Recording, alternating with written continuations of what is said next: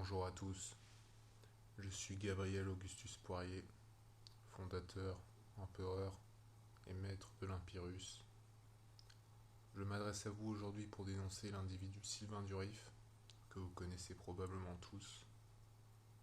Cet homme est un imposteur, il n'est pas ce qu'il prétend. Ne vous laissez pas berner par la fluidité de ses paroles, il n'est qu'un mythomane embrumé par son ambition et son avarice. Je vais vous le démontrer ici en vous apportant une explication sur les raisons de son ego surdimensionné et de la tyrannie de sa pensée. En premier lieu, il faut comprendre d'où vient le prétendu Christ cosmique et pourquoi il se comporte de la sorte. Il vient probablement d'un milieu très aisé, vous remarquez vous-même son attrait pour le luxe. Il roule en BMW et il n'est pas étranger à la manipulation de grosses sommes d'argent. Je vous invite à écouter le récit de Raymond Pondo sur son voyage à Rome avec Sylvain Durif. Mis à part leurs différends qui ne m'intéressent pas, ce récit vous permettra de vous rendre compte de tous les péchés de Sylvain Durif. Orgueil, colère, envie et avarice. Ferrari, costards et chaussures à des prix astronomiques sont les cibles de l'appétit du businessman Durif. Ce comportement démontre que cet enfant a été élevé dans le luxe et l'abondance, ce qui n'est pas important ni reprochable, mais cet élément va vous être utile par la suite pour comprendre d'où vient sa vision biscornue de la réalité. Comprenons donc bien, Sylvain Durif aime le luxe et il a le goût de l'argent. Chacun peut apprécier, dans une certaine mesure, les belles voitures, les vêtements raffinés et les lits confortables, ce n'est pas préjudiciable.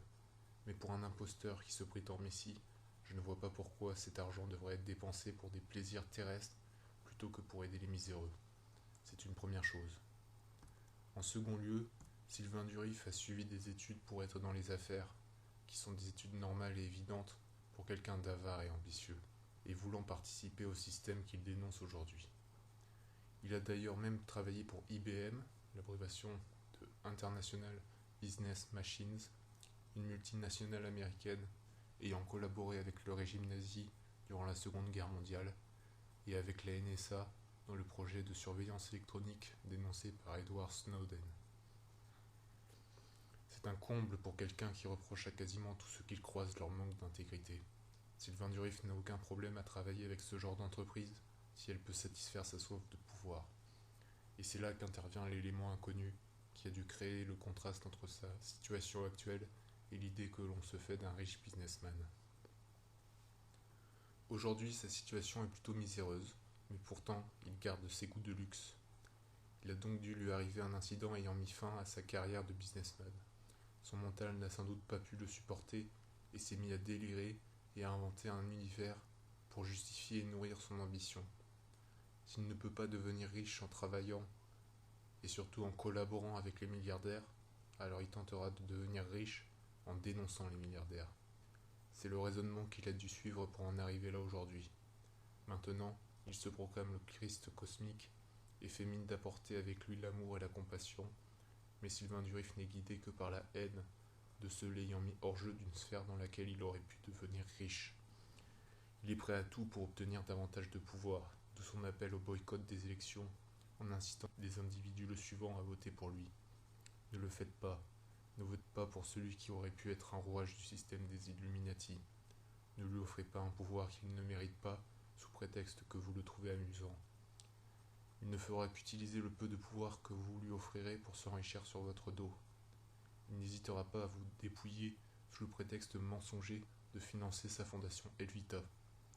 Un messie demanderait-il des milliers d'euros simplement pour une heure de consultation avec lui?